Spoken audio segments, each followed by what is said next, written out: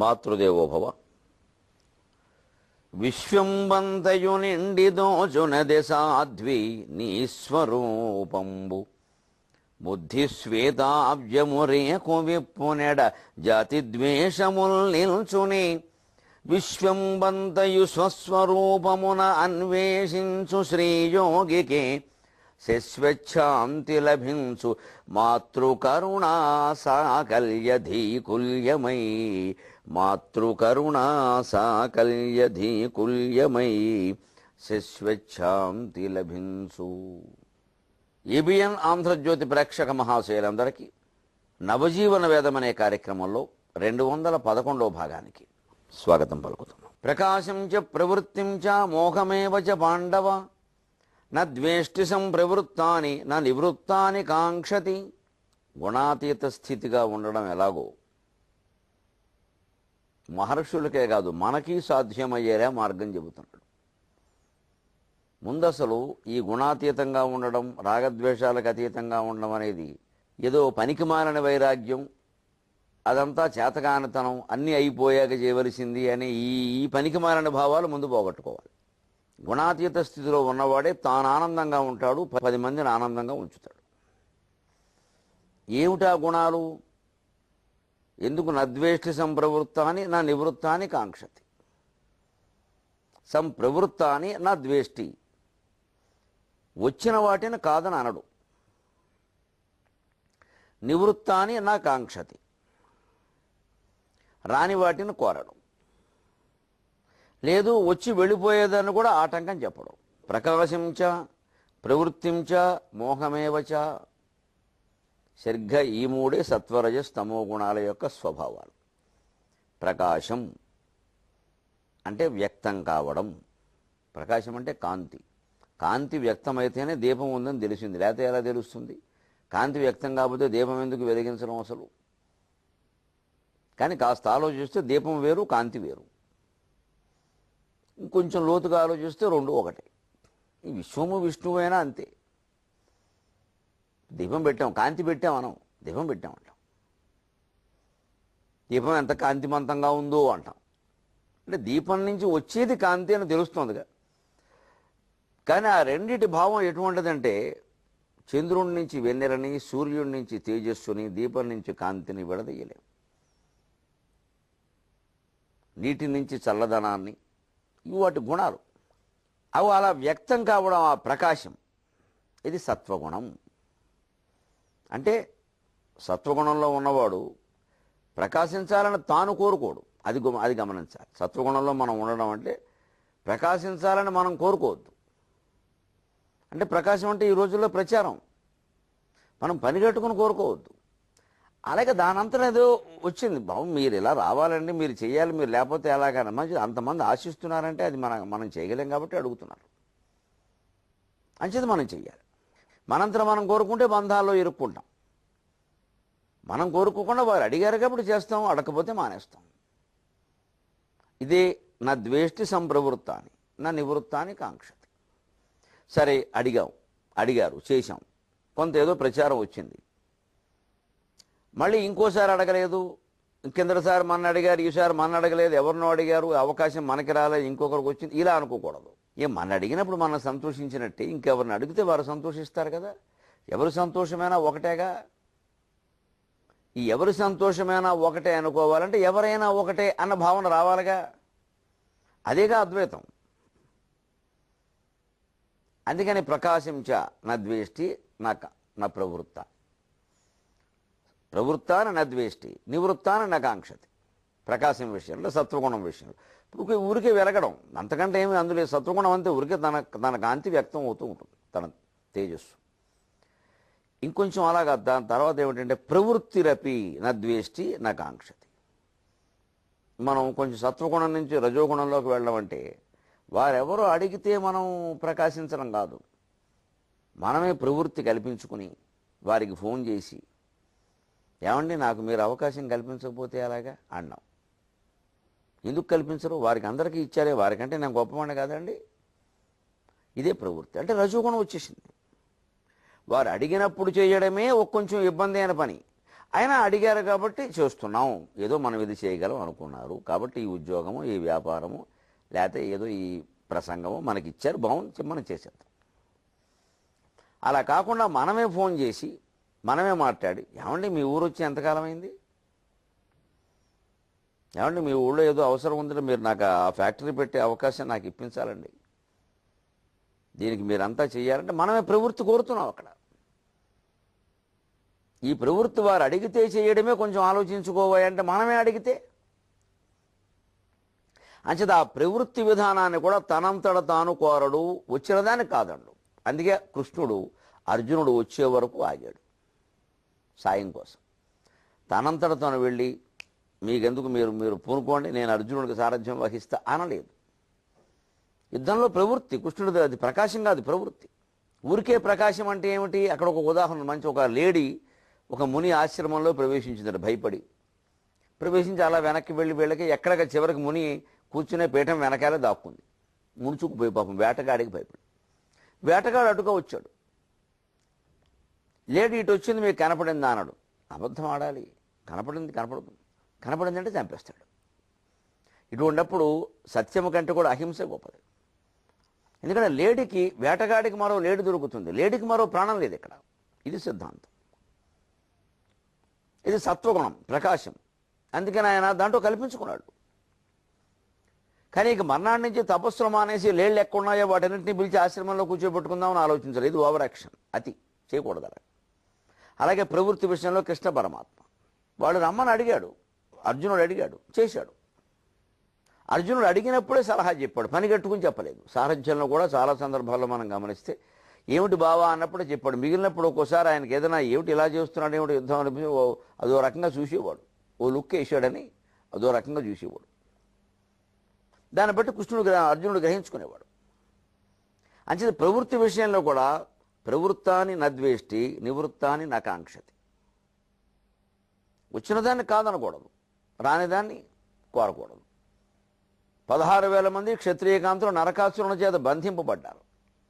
వారందరూ శ్రీకృష్ణుని పెళ్లి చేసుకుందామని కోరారు, తపస్సు చేశారు, పట్టుదల పెట్టారు, లేదా చచ్చిపోతామని చెప్పారు. అంటే ప్రవృత్తాన్ని నద్వేష్టి కానీ నరడే, నివృత్తాన్ని నకాంక్షతి. మొత్తం శ్రీకృష్ణుడి జీవితం మొత్తం మీద మీరు చూడండి, ఏ స్త్రీనైనా బలవంత పెట్టినట్టుగా ఉందా? ఇదే ప్రవృత్తాన్ని నివృత్త. అలాగనే ఆ ధర్మాలు మనందరికీ పనికిరావు. వారు అవతార పురుషులు, వారి లీలా విశేషాలు వేరు, మనం వేరు. మనం ఒక సంసారానికి గ్యాస్ కార్డు దొరక్క మనం ఇబ్బంది పడుతున్నాం. నన్ను కోరారండి చేసుకున్నానంటే అలాగా, అక్కడ భార్య అనుమతి అవసరం, సంసార ధర్మం అది.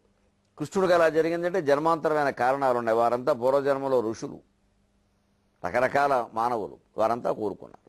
అంచేత వాటిని మనం ఈ విషయంలో ఆదర్శంగా తీసుకోవద్దు, మనం అంతటి వాళ్ళం కాదు.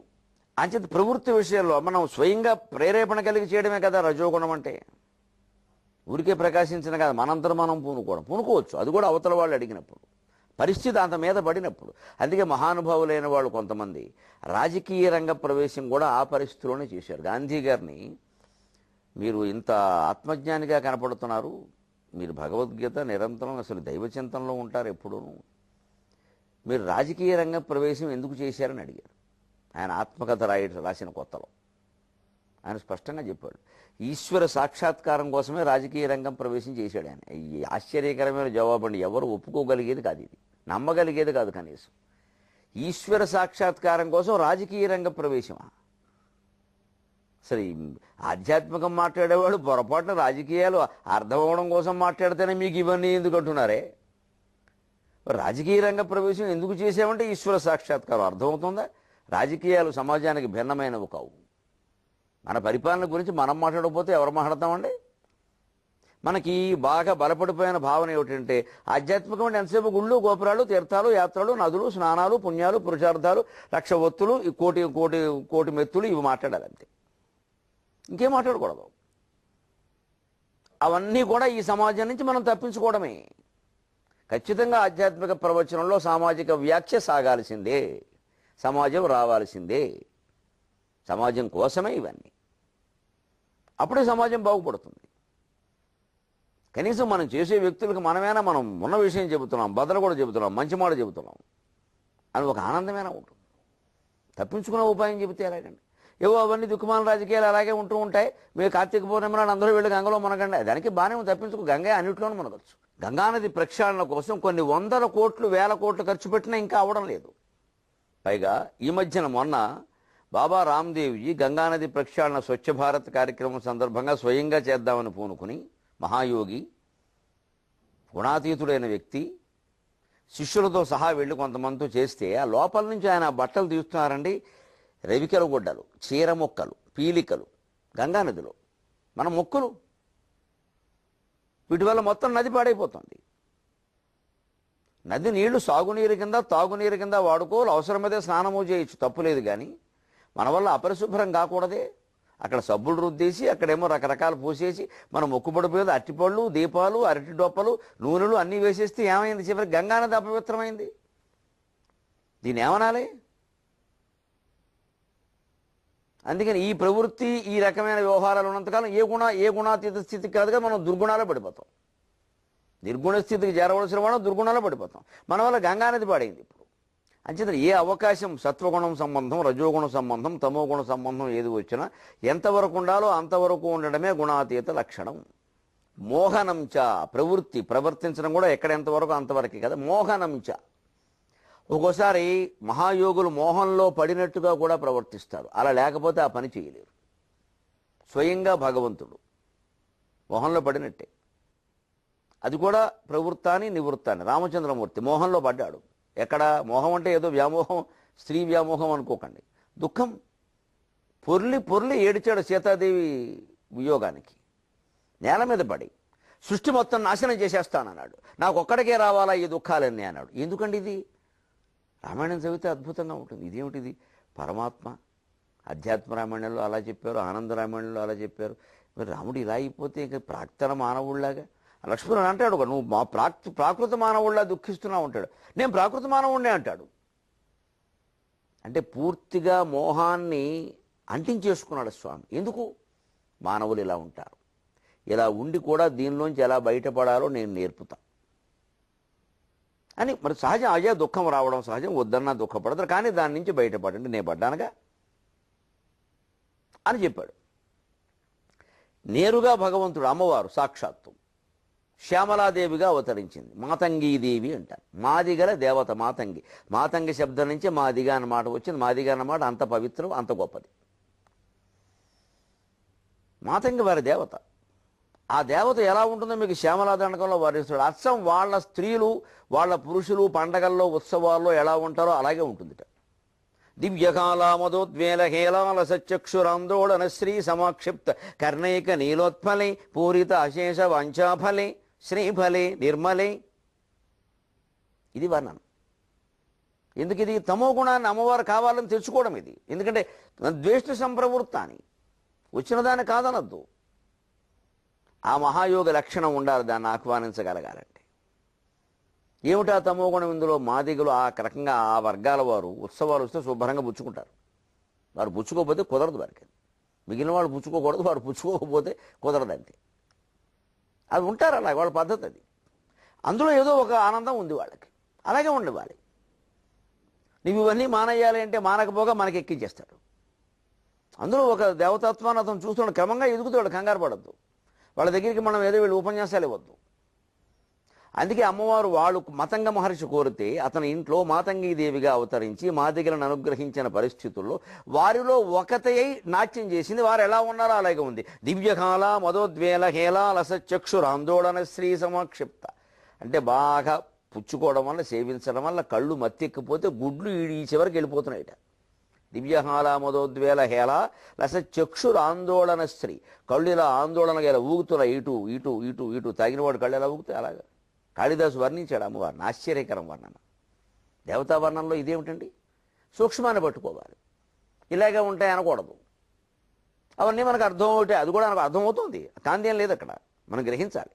ఆందోళన శ్రీ సమాక్షిప్త. ఆ కళ్ళు నల్లటి గుడ్లు ఈ చివరికి ఆ చివరికి వచ్చేస్తే ఇలా గుండ్రంగా అలా తిరుగుతూ ఉంటే ఆ మైకంలో అమ్మవారు నాట్యం చేస్తూ ఉంటే ఎలా ఉందంటే కర్ణైక నీలోత్పలే. సమాక్షిప్త కర్ణైక నీలోత్పలే.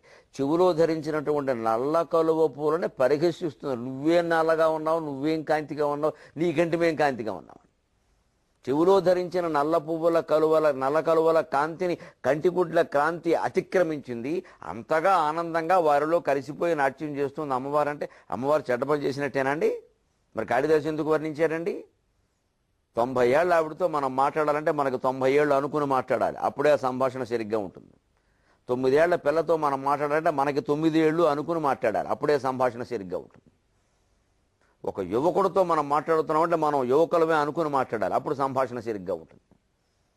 ఒక వర్గం వారికి మనం దైవభక్తి కలిగించాలంటే ఆ వర్గంలో కలిసిపోవాలి, వారి ఆచారాల్లో మిళితం అయిపోవాలి, అందులోంచే మంచిని లాగాలి.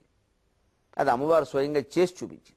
ఇదే తమోగుణం ప్రవృత్తమైనప్పటికీ కాదనకపోవడం. అలాగని పని కట్టుకుని రోజు తెమ్మన్నారు ఇంక గ్లాసులు ఇక్కడికి. వాళ్ళలో కలిసి మన నాయకులు చేస్తారు, అది కూడా మంచి పని. అప్పుడప్పుడు చూడండి వీళ్ళు ఓట్ల కోసం చేస్తారు. లంబాడీల దగ్గర కూర్చుని లంబాడీ డ్రెస్ వేసుకోవడం, అస్సాం పెడితే అస్సాం కిరీటం పెట్టుకోవడం, ఇదంతే. ఏదో వాళ్ళు కాసేపు ఆనందం. మనం ఇచ్చిన కిరీటం పెట్టుకున్నాడు, మన వేషమే ఇచ్చాడు, మనలో కలిసిపోయింది నిజంగా, అది ఒక ఆనందం. 4 ఓట్లు వేస్తారు. అమ్మవారు అలా కాదు, నిజం అమ్మవారు మనలో కలిసిపోయింది, మనం ఎలా ఉన్నాం అలాగే ఉంది, ఏంటో మనం తప్పు అనుకుంటున్నాం, అమ్మవారు కూడా ఆ పని చేసింది అని ఆ రకంగా అమ్మవారికి వారి సన్నిహితం అయితే అమ్మవారి మీద భక్తి కలుగుతుంది. దానివల్ల ప్రయోజనం తర్వాత అమ్మవారు మానేయమంటే మానేస్తారు. ఇది ప్రయోజనం. అంచేత సత్వరజస్తమో గుణాల్లో ఏం లేదు, మనిషి వాటిని తీసుకుంటున్న విధానంలో ఉంది. అందుకని ప్రకాశించ ప్రవృత్తించ మోహమేవచ పాండవ నద్వేష్టి సంప్రవృత్తాని నివృత్తాని కాంక్షతి.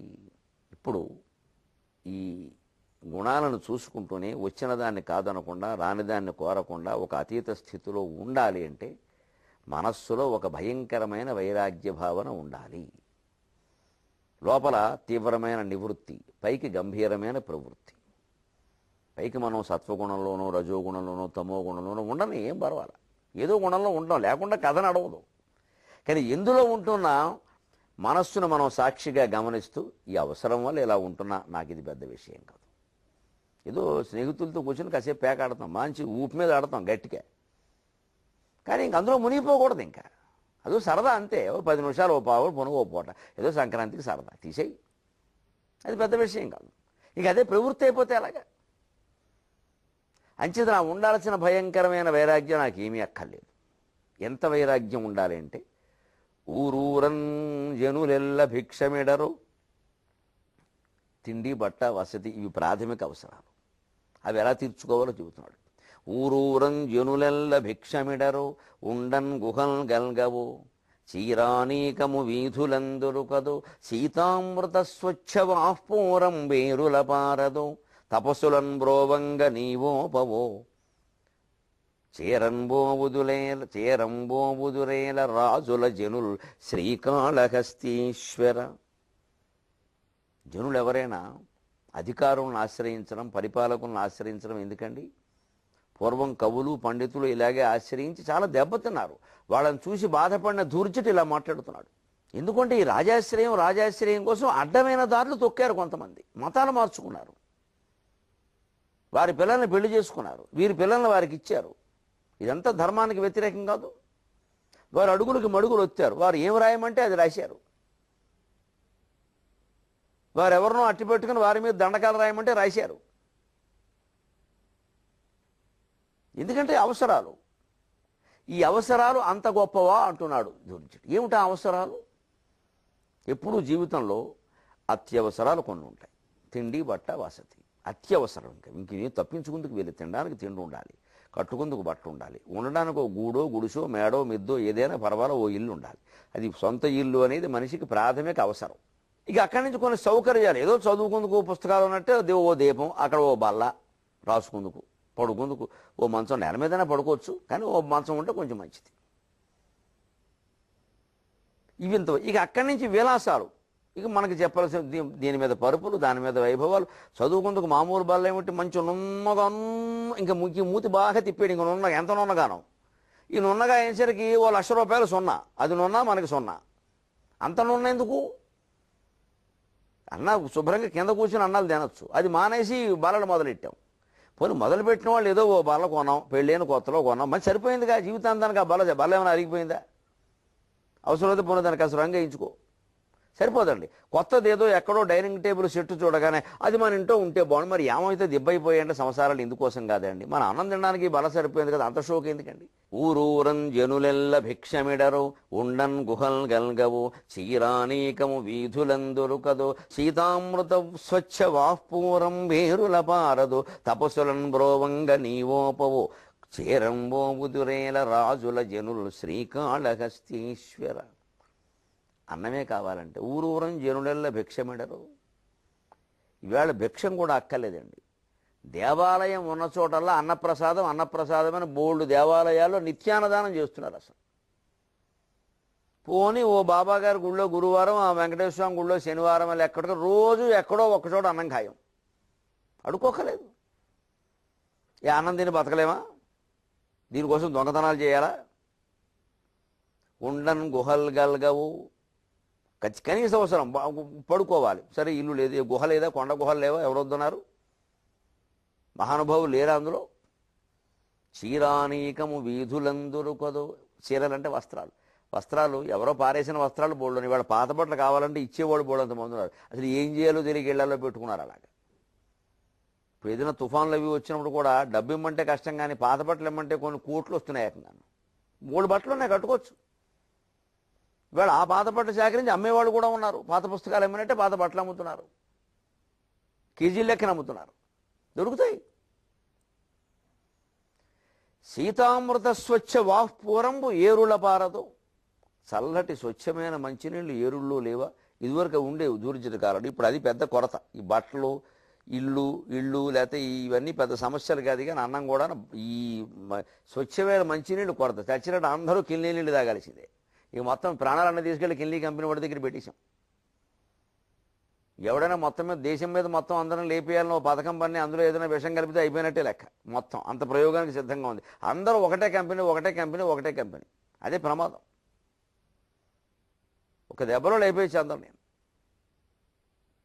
అది ఆ చల్లని మంచినీళ్ళు దొరకడమే కష్టంగా ఉంది, స్వచ్ఛమైనవి. కానీ అవి కూడా ప్రయత్నం చేస్తే ఎక్కడో దొరికితే వారనీళ్ళైనా పట్టుకుంటాం. ఇంకా మనస్సు, ఇవన్నీ ఉంటాయండి. మనకి మనిషి ఆలోచించుకోండి. మనం అంటాం తిండికి లేక అల్లాడిపోతుంటే మీకు ఈ కవిత్వాలన్నీ అవసరమా అంటాం కదండి. నిజమేనండి. తిండికి లేక అల్లాడేవాడికి తిండి పెట్టండి, తర్వాతైనా వాడు వింటాడేమో. వాడు అప్పుడు తిండి కాగానే ఏంటి తిండి, బట్టలు మంచిగా ఉండద్దా అంటాడు. బట్టలు కూడా ఇచ్చామనుకోండి, ఓ చోట ఓ ఇల్లు వలకాడేం లేదా అంటే ఇల్లు కూడా ఇచ్చామనుకోండి, ఏంటి ఒక ఇల్లు ఏంటి బొత్తిగాను, మా అబ్బాయి ఉన్నాడు 4-5 గదులు లేకుండా ఏంటిది, 4-5 గదులు ఇచ్చామనుకోండి, సరే మరి ఖాళీ స్థలం ఒకటి ఉండాలిగా అంటాడు. ఇక ఎక్కడి నుంచి చూడండి మనిషి. మీరు పేదవాళ్ళ పరిస్థితి కూడా ఏంటంటే, ఈవేళ మనం కటిక పేదవాళ్ళు అనేవాళ్ళ దగ్గరికి వెళ్ళి మీకు ఇల్లు కావాలా, సెల్ ఫోన్ కావాలంటే ముందు సెల్ ఫోన్ అడుగుతున్నారు వాళ్ళు. అది కూడా i6 ఫోన్. పైగా విచిత్రమైనది ఏమిటంటే, దసరా మామూళ్ళని ఉంటాయి కదండి మనకి. దసరా మామూళ్ళకి మా దగ్గరికి ఒక ఆయన వచ్చాడు, నేను పేరు చెప్పను కానీ విషయం చెబుతా. 4వ తరగతి ఉద్యోగి, క్లాస్ 4 ఎంప్లాయ్ అంటారు కదా. అయ్యగారు దసరా మామూలు ఇస్తారో ఎప్పుడైనా ఇవ్వండి అన్నాడు. మేము సరే ఇస్తూ ఉంటాం మామూలే. నేను ఏదో పోనీ 100 రూపాయలు ఇద్దామని లోపలికి వెళ్ళి వస్తే ఈలో ఫోన్ మాట్లాడుతున్నాడు. ఆశ్చర్యం ఏంటో తెలుసా, 18,000 రూపాయల ఫోన్. అది 18,000 రూపాయలు ఫోన్ మాట్లాడేవాడికి దసరా మామూలు అవసరం అండి? ఇది ఈవేళ పరిస్థితి. పచ్చి వాస్తవం నేను చూసింది మీకు చెబుతున్నా. పేర్లు చెప్పట్లేదు, ఎందుకంటే మంచి ఉంటే మైకులో చెప్పమన్నారు, చెడు ఉంటే చెవులో చెప్పమన్నారు. విషయం తెలుసుకోవాలిగా. దసరా మామూలు నాకు ఎంత బాధ కలిగిందంటే, ఈ 100 నేను ఇస్తే వీడు ఇలాంటి వస్తువులు కొనడానికి వినియోగిస్తాడు కదా. ఇవ్వక తప్పలేదనుకోండి, ఇంక వేరే విషయం. కానీ చాలా బాధపడ్డాను. చాలామందికి ఎదురైంది ఈ పరిస్థితి. నేను ఎవరితోనంటే వాళ్ళు ఇంకా పెద్ద ఉదాహరణ చెప్పారు. ఇది పరిస్థితి వేళ. అంచేతనేదో పేదరికం నుంచి బయటపడగానే మనిషి సంతృప్తితో ఉంటాడనుకోవడం పొరపాటు. మనిషికి నిజమైన సంతృప్తి ఎప్పుడు మనశ్శాంతి కలుగుతుందంటే, తపస్సులను బ్రోవంగా నీవోపవు. ఈ మనస్సును నిగ్రహించుకోవాలి. నాకు తిండి దొరికింది, కట్టుకుంది కదా, బట్టలు ఉంది, పడుకోవడానికి ఒక గుహ ఉంది, పక్కనే చెరువు ఉంది, నీళ్లు తాగొచ్చు, ఇంకేం కావాలి నాకు అని ఇంక వెంటనే లోపలేంటి నమ శివాయ నమ శివాయ నమ శివాయ ఆ చింతలో పడాలి. అలా ఉన్నవాడు ఒక్క రమణ మహర్షి ఒక్కడే. అరుణాచలం కొండ వెనకాల ఉండే ఏట్లో ఆయన స్నానం చేసేవాడు. ఒక్క తువ్వాలు పెట్టి తుడుచుకునేవాడు. ఒక్కటే తువ్వాలు. ఆ తువ్వాలు అక్కడే తుడుచుకుని దాన్ని ఆ చెట్టు కొమ్మ మీద ఆరేసి ఈయన గోచి పెట్టుకుని నిలబడి ఆ చెట్టు కొమ్మ మీద ఆరేసి అది ఆరే వరకు అక్కడే ఉండేవాడు. ఆరాక మళ్ళీ ఆ తువ్వాలు తెచ్చుకున్నాం అనుకోండి ఆయన ఆశ్రమంలోకి, ఆశ్రమం ఇప్పుడు తెచ్చుకోవచ్చు, కానీ ఈ శిష్యులు తిన్నగా దాన్ని ఒక చోట పెడితే ఈ శిష్యుల్లో ఎవడో తీసి దాన్ని సబ్బెట్టు ఉతుకుతాడు. స్వామివారు తువ్వాలు ఉతకడం ఒక అదృష్టం అమ్మ, ఉతికితే వచ్చే జన్మలోనైనా మోక్షం అనేది ఈ సెంటిమెంట్ పెట్టుకుని ఆయన చంపేస్తాడు అక్కడ. మనకి ఆయన చెప్పిన మాటలు వినరు, ఆయన చెప్పినట్టు చేరు, తువ్వాళ్ళు ఉతికే గ్యాంగే ఎక్కువ. ఆయనకి సేవ చేస్తే ఏదో వచ్చేస్తుంది అనుకుంటారు, ఇది పరమాజ్ఞానం. ఇది ఆయన చెప్పాడు స్వయంగా విషయం. నాకు సేవ చేస్తే ఏమీ రాదురా, నేను చెప్పేది విని చెయ్యండిరా. మహానుభావులందరినీ ఇలాగే మనం ముంచేశాం, మోసం చేశాం, రామకృష్ణాదులు సహా, రామకృష్ణ పరమహంస సహా. వారి విగ్రహానికి బతుకుంటే వారికి సేవ చేద్దాం, లేదా వారి విగ్రహానికి సేవ చేద్దాం అని ఆలోచిస్తాం తప్ప మన ధర్మం మనం చేద్దాం, వారు ఏం చెప్పారో అది చేద్దాం, ఇది ఉండదండి. వారిని మన ఇంటికి పిలిచేద్దాం, 10,000 ఇచ్చేద్దాం. దానివల్ల వారిని జడగొడుతున్నాం మనం బాగుపడకపోగా. వాళ్ళకి శుభ్రంగా ఒక ఆలోచన, పక్కన ఉన్న శిష్యులు మనం ఓ పీఠం పెడితే మనకి బోర్డులు వస్తాయన్నమాట అని పీఠం నుంచి పీఠం తయారవుతున్నాయి శుభ్రంగా, కొమ్మ నుంచి రెమ్మలు, రెమ్మ నుంచి పువ్వుల్లాగా. ఇదన్నీ అవ్వకూడదని ఆయన ఆ తువ్వాల చెట్టు కొమ్మకి, ఆ కొండ వెనకాలకి వెళ్ళేవాడు, ఎవడు రానిచ్చేవాడు కాదు.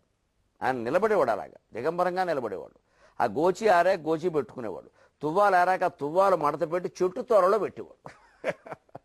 ఇదే ఎందుకని ఎందుకు ఉండగలిగాడు ఈ కాంక్షలు లేకుండా? నిత్యం మనస్సులో బ్రహ్మచింతన, బ్రహ్మధ్యానం, అదే తపస్సులను బ్రోవంగా నీవోపవు. ఎప్పుడు ఆ తపస్సులో ఉన్నవాడికి వేరే కాంక్షలు ఉండవు. అందులోంచి మనం బయటకు వచ్చేవాడే లౌకిక కాంక్షలు కమ్మేస్తాయి. అందుకని చేరంబోవుదురేల రాజుల జనులు శ్రీకాళహస్తీశ్వర. ఎందుకు అనవసరం ప్రభుత్వాలను ఆశ్రయించి, అధికారులను ఆశ్రయించి ఆ ప్రయోజనాలు ఈ ప్రయోజనాలు కోరుకుంటారు? ఉన్నది సరిపోదా?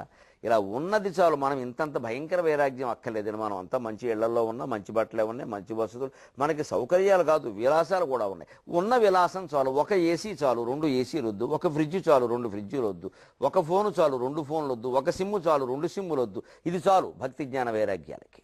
సెలవు.